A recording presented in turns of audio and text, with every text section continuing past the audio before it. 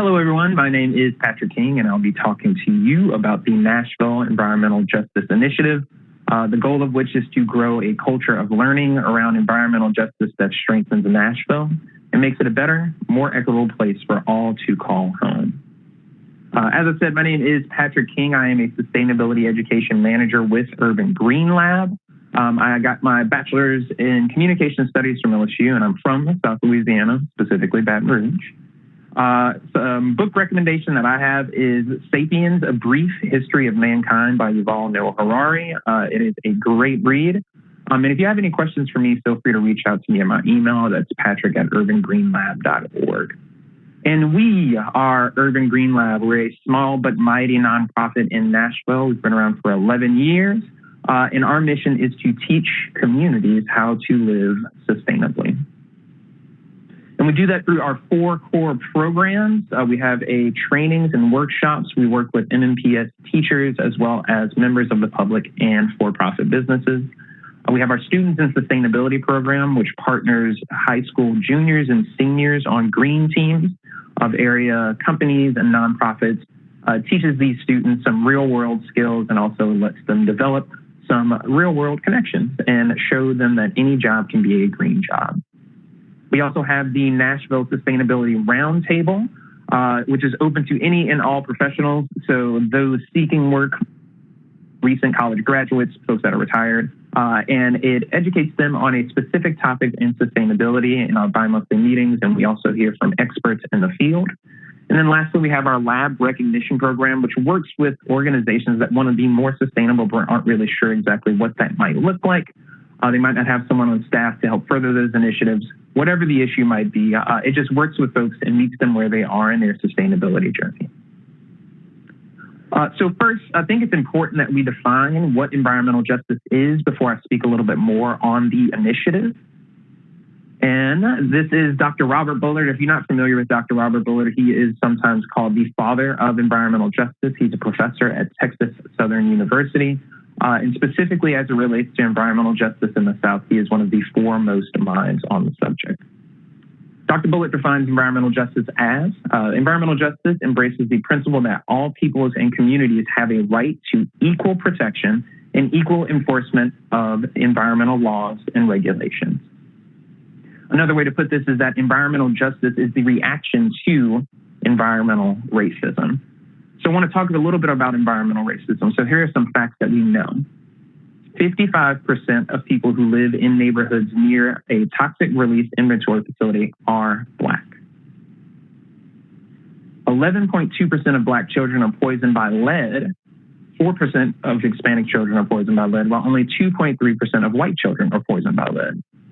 It's also interesting to note that African Americans only make up around 13% of the U.S. population, but they are represented in these statistics here. Whites experience 17% less pollution than what their consumption causes, while Blacks and Hispanics experience 50% more pollution than their consumption causes. Black families received $8,000 less in recovery funds after Hurricane Katrina, and nearly 300 Native American reservations are without water quality standards due to loopholes in the Clean Water Act. These are all facts that we know, and especially that last one is still ongoing. So some more instances of environmental racism. On the left here, we have the Times Magazine cover on the Flint, Michigan water crisis, which is ongoing. Several thousand residents of Flint have been poisoned by water that was switched from systems without their knowing, and now there's just high amounts of lead in the water, so much so that it has become undrinkable. Here in the middle, we have some images from the Standing Rock protest from the Keystone pipeline.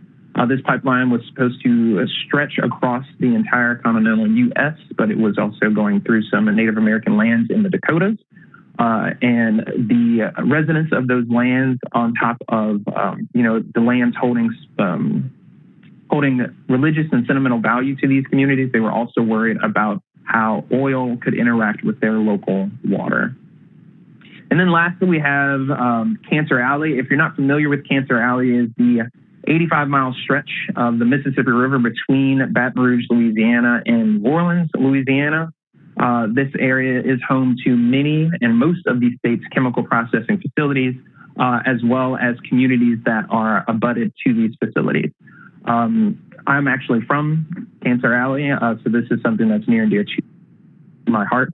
And they've been going through a bit of a double whammy. So right now, the air that they breathe is contaminated with pollution from those chemical plants in these communities. And also, this is an area of the country that is experiencing some of the highest coronavirus death rates. So some more stats about Nashville. Nashville has been somewhat lucky throughout its history as opposed to cities along the East Coast and in the Rust Belt. There haven't been too many substantial instances of environmental hazards, as we can think of, like lead in the soil and things of that nature, because Nashville throughout its history has not been a very industrialized city. But that is changing. Nashville is growing. It's becoming denser and more industrialized. And by 2080, Nashville will be 22% wetter, 14 degrees warmer, and it will have a climate equivalent to Saraland, Alabama, which is a town in Alabama not too far from the Gulf Coast. So Nashville is at a very interesting point in its history where we are going to have to make some very hard decisions about how life in Nashville will continue in the future. And as I said, Nashville has been spared some of those kind of staggering environmental injustices, but there have been instances of environmental injustice here in Nashville, and that's what we're going to talk about next. So first up, we have Black Bottom. Black Bottom is an area of town that kind of is considered South Broadway now, but for the area's majority of its history, it was known as Black Bottom. And the name came from not for the people who lived there, but back in antiquity, the Cumberland River, before it was dammed, was prone to flooding, and it would flood this area of downtown Nashville, causing the streets to be very, very muddy, and that mud was very dark. So Black Bottom. The area became primarily African American right around 1880 to 1900, and remained that way until 1950. It was solidified as a Black cultural center when Pearl High School and a church opened in the early 1900s. And at its height, it was home to a bottling company, clothing store, ice cream factory, city market on 2nd Avenue, an iron foundry, and many Black-owned businesses, doctor's offices, and funeral homes. A fun stat that I recently discovered was that Harlem Renaissance writer Zora Neale Hurston actually spent some time in Black Bottom when her brother was going to school at Meharry. Throughout the neighborhood's history, propaganda by white neighbors was spread, constantly blaming Black Bottom for criminal activity, as well as other problems faced by Nashville as a whole. And as true with many Black neighborhoods, it suffered long-term from neglect from the city of Nashville. There were many, many infrastructure needs that were desired in the neighborhood, but were never meted out by the city. The neighborhood began to decline during the Great Depression and received no investment from New Deal programs, while at the same time, relief projects were financed elsewhere in the city, specifically in Northeast and South Nashville. The decline continued after World War II, and also that decline correlated with continued investment in other parts of the city, which forced Black residents to move. Soon after, massive urban renewal projects in the 40s to the 70s forced historic Black businesses as well as churches out of downtown Nashville. This practice is not isolated to Black Bottom, nor is it isolated to Nashville. It can also be seen in the Capitol Hill redevelopment project in an area of town known as Hell's Half Acre. Those who called this area home were forced to live in poor conditions, but they nonetheless forced a sense of community in the area. And it's the area in between Line and Vine Streets downtown, or currently today, 7th Avenue North and Joe Johnson Avenue. And a tidbit about that redevelopment, the Capitol Hill redevelopment, it was the nation's first urban renewal project funded by Congress. And if you're familiar with the term urban renewal, I think it was James Baldwin who also said urban renewal was better known as Negro renewal. Moving on to I-40, and this is one I'm sure folks here will be familiar with. I-40 was originally slated to be built near Belle Meade, which is home to the city's white elite. Then it was going to be near Vanderbilt University, but both of those plans quickly changed, and it was decided that it was going to cut through the cultural epicenter of Nashville's Black community in North Nashville. The area was home to a thriving entertainment district as well as many other Black-owned businesses.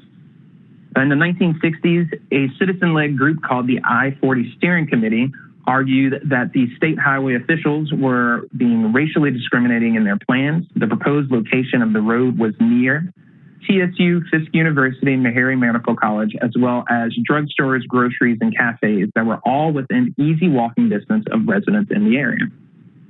The committee fought against the location of this construction, but ultimately lost after a battle in the Supreme Court. This case made it all the way to the Supreme Court. And the construction of I-40 in North Nashville destroyed 647 homes, 128 businesses, 27 apartment buildings, 6 churches, and dead-ended 50 streets. Ultimately, over 1,000 people had to move from their homes. It also caused 80% of Nashville's Black-owned businesses to close, and home values in the area immediately dropped by 30% and have yet to recover. In the decades that followed, North Nashville became the most highly incarcerated zip code in America, according to the Brookings Institute. Moving right along and kind of coming up a little bit later in that timeline, we take a look at Bordeaux. Bordeaux is another historically Black community in North Nashville, right across the Cumberland River. It's been home to middle and working class families, as well as affluent Black professionals from nearby HBCUs and medical centers. Unfortunately, Bordeaux is also home to something known as Lulus, which are locally unwanted land use. And because of the location of these Lulus, the neighborhood unofficially became the city's dumping ground. In 1973, a landfill opened and was closed in 1996 in the area and was later turned into a natural habitat. That landfill was closed due in part to several Metro Council members who campaigned for the closure of this landfill due to the negative health outcomes that come from having a landfill in your area, to leachate from the landfill into the water supply, as well as the smell and other things. Bordeaux is also home to still home to the Southern Services landfill, which accepts construction and demolition waste. It was supposed to close in 2010, but has remained open. Recently, expansion has been proposed numerous times, but have been denied. And another permit for expansion was submitted to TDEC earlier this year. The community is also home to a fuel terminal that was built in the 1950s and sits along the Cumberland River, and we can see that over here on the right. And then lastly, bringing it even more closer to modern day, we have the James Casey homes. This is the largest housing project in Nashville, and it's also home to the highest rate of asthma among any population of a neighborhood in Nashville. Well, now, why is that? If you're familiar with the Casey homes, it's right across the 24 from Nissan Stadium. Along that stretch of interstate, we have walls protecting communities from that particulate air matter that's being kicked up by all of those cars on the interstate. But this wall is missing around the Casey homes. Inside the homes themselves, there is mold and other kind of chemical elements that promote asthma. And interestingly enough, this complex was built in the 1940s and was originally built for white families. Over time, the neighborhood demographics changed and the area became largely African-American. And it is perhaps this factor, it factors into why this housing project has been, or how it's been prioritized for repairs and additional investment. So all of that should demonstrate the need for environmental justice education in Nashville, and that's where the Environmental Justice Initiative hopes to hop in. So right now we're in the middle of a year one baseline assessment that works to answer the question of what exactly the need for environmental justice education is in Nashville. And this is not a Urban Green Lab led project. spearheading this project with us are some partners at TSU, Tennessee State University. And here's a quick snapshot of our 3-year timeline. In order to make sure we get everything right, we're going to begin slowly growing stakeholder relationships and collecting data. The first year of this project is just going to be that assessment, answering that question of what is the need for environmental justice education. In year 2, we hope to develop a pilot and create learning modules for stakeholders and institutions. And then in year 3, we want to expand that model to encompass not necessarily just one neighborhood or one community in Nashville, but the entire city. So some potential trainees of this initiative could be investors and developers, builders and contractors, policymakers and regulators, foundations and the media, as well as grassroots community organizations.